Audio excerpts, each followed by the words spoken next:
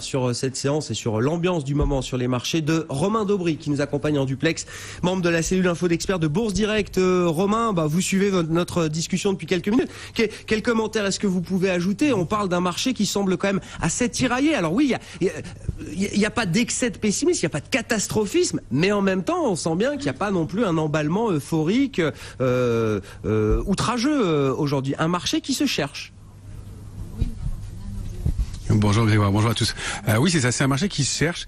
Alors, si on le regarde, ça dépend à quelle horizon on le regarde. Pour la partie la plus large, je vous confirme ce qui me semblait, ce qu'on évoquait déjà il y a plusieurs séances, qui est qu'on est dans une phase de distribution. Manifestement, la phase de distribution, c'est quand les grosses mains du marché distribuent du papier qu'ils ont acquis quelques années auparavant.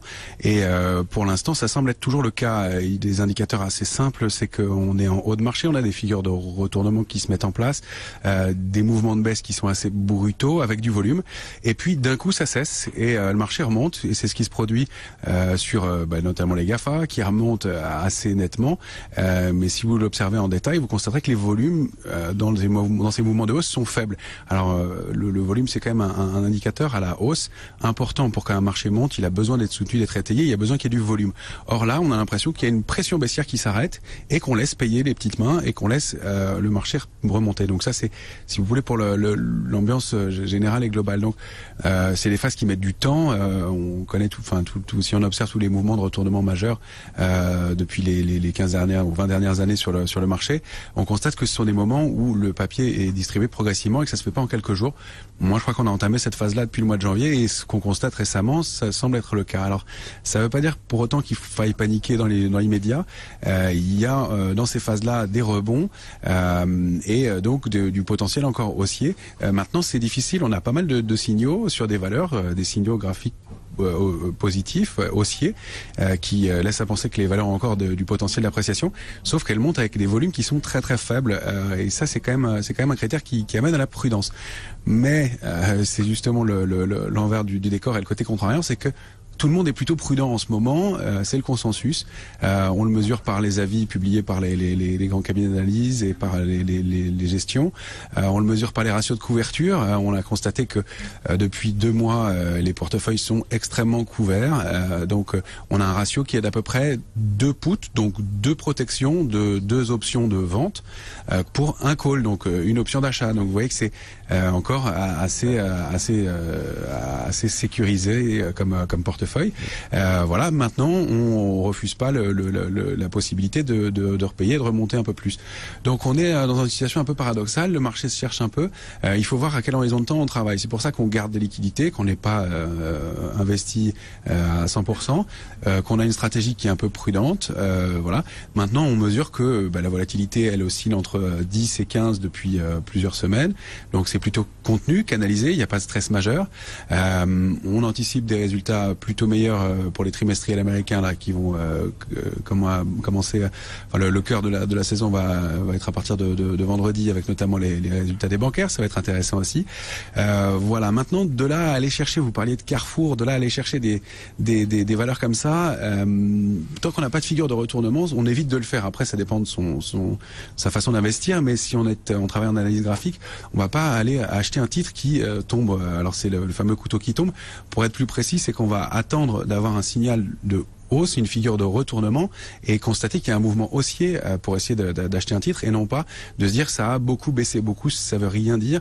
Il y a des actionnaires de titres bien connus qui l'ont appris à leurs dépens. Beaucoup, c'est pas un critère. Donc voilà, pour Carrefour précisément, il y avait un signal, un objectif graphique qui était aux alentours de 12,96, qui était la prolongation d'une figure baissière entamée il y a déjà plusieurs semaines, plusieurs mois. Donc par exemple, ce titre-là, on pourra regarder ce qui se passe aux alentours de 12,96. Il n'est pas question d'acheter systématiquement un titre parce qu'il a beaucoup baissé ou qu'il atteint des niveaux d'accélération baissière importants. Mais en tout cas, dans l'immédiat sur le marché, ce qu'on regarde, c'est que on évolue plutôt dans un grand trading range sur l'indice parisien. On a un canal baissier qui s'est mis en place depuis mardi, qui est visible maintenant, qui a commencé au mois de mai, et là, il est confirmé depuis mardi. Donc une petite orientation baissière. Des indices qu'on essaye de détecter, mais ils sont assez ténus, donc c'est pas des indices forts, mais on constate que quand on a rebondi un peu ces derniers jours, en 7 séances, on a construit 4% de rebond. Et là, dans les 3 dernières séances, on avait détruit des contrats futurs. Vous savez que le nombre de contrats futurs peut augmenter ou diminuer. C'est pas un nombre limité de contrats, selon l'intérêt, l'appétit des investisseurs. Et quand le marché monte et que le nombre de contrats futurs diminue, c'est qu'il n'y a pas de soutien, c'est qu'il n'y a pas de flux acheteurs dans le marché.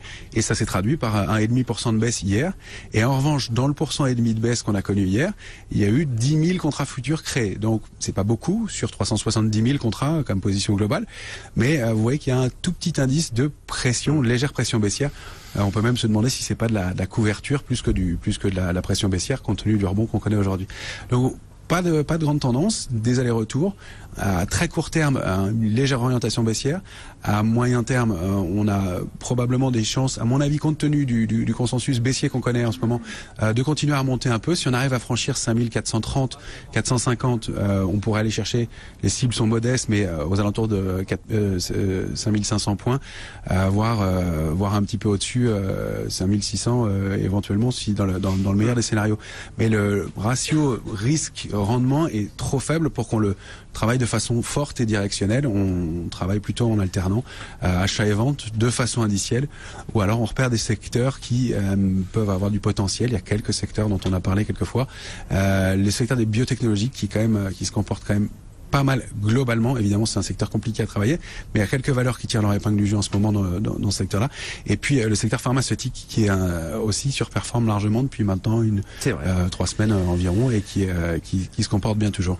C'est vrai, Sanofi en est l'exemple parfait, un titre qui ne faisait plus rien, qui n'arrêtait pas de baisser depuis un an et puis qui s'est réveillé au cours du mois de juin et qui a enchaîné les séances de hausse. On a pris plus de 10% en ligne droite sur le titre Sanofi qui se traite proche des 72 € cet après-midi en progression encore de 1%, donc un poids lourd de la cote, la Sanofi, qui nous aide bien. Merci beaucoup Romain. Romain Daubry, membre de la cellule Info d'experts de Bourse Direct, et Eric Venet. En conclusion, alors on peut